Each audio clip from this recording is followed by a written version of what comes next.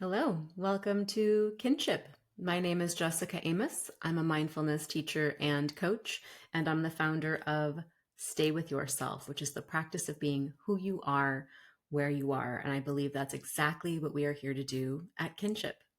If you are new here and this is your first time, we are so happy to have you. And if you are returning, welcome back. Today, I want to talk to you about something that I get asked like a good amount as a teacher. One person recently very specifically asked me, how do I separate? How do I separate while on my healing journey? How do I separate myself from my family of origin? And I thought this was a really interesting question. And I know this is a question I have asked myself as I've gone through my healing journey. And I imagine that many of you have as well. Because as we begin to heal, as we begin to face maybe some of the things that have happened to us in our life, and we want to start healing our mindsets and our beliefs about ourselves and begin to love ourselves more and feel belonging and feel seen and feel heard and feel understood, we find that a lot of what comes up for us is that we didn't receive these things as children. And throughout our lives, we've sort of carried this story and this feeling and this belief and this hurt and this pain and this grief that our needs as young people weren't met. And as we begin to heal and as we begin to awaken and grow and become more of ourselves and begin to express ourselves in the world, that we start to feel that separation from our family even more when we realize, oh gosh, I develop people pleasing behaviors. I'm a certain way with my family that's not really authentic to who I am. We want to start separating from our family of origin and our history and where we came from. We want to leave it in the past. So the question comes up, how do I separate from my family of origin? And whether or not that is a question you have, I think this can be applied in any kind of way. So feel free to explore this in your discussion. But this is my answer to that. And it comes from something that I heard around how to heal from grief, which I think is really a similar topic. It's not that the grief goes away, and it's not that you can't separate from your family of origin. You can't separate yourself out from your past.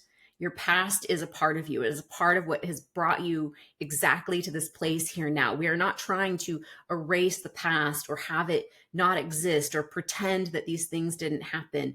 We can't separate ourselves out from where we came from our origin, our family of origin, right? We can't separate ourselves from that.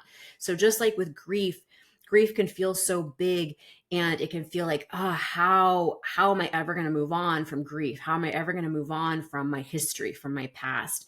And the answer is simple, and I love it. It's not that the grief goes away. It's not that the history gets erased.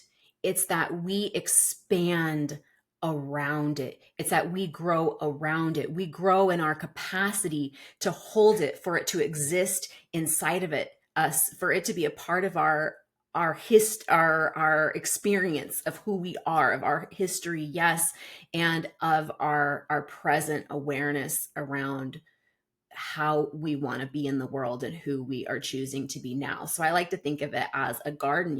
You begin to tend the garden around the grief or around your origin story, and you expand and you expand and you expand. So maybe it doesn't get smaller, but you get bigger around it as you grow and you move out into the world and you explore who you are and you begin to express yourself and you begin to live from your authentic self and speak your truth. It's not that the story gets smaller, it's that you grow around it, and now you're able to hold all of it. And I believe this with anything. So whether it's the question about family of origin or grief or inner child healing work or anything else that's coming up for you, it's that we expand our capacity to hold it and to grow around it. And that's what it is, the work of becoming whole, of not just becoming whole because you're already whole, but embracing your wholeness and stepping into your wholeness. It is allowing all parts of yourself, all parts of your story to exist. So nothing is rejected. You're not sending any part of yourself out into the cold to be rejected. You are belonging to yourself and really owning your story and the things that have happened to you, but you are deciding what you do with it as well. And I think that's a beautiful, beautiful thing that has helped me. And I'll be curious to hear how your conversation goes around that today. So that's the question that I want you to walk away with and discuss in your groups. First of all, how does this land for you? Does it resonate? And if not, what would feel better to you? And if so, what does resonate?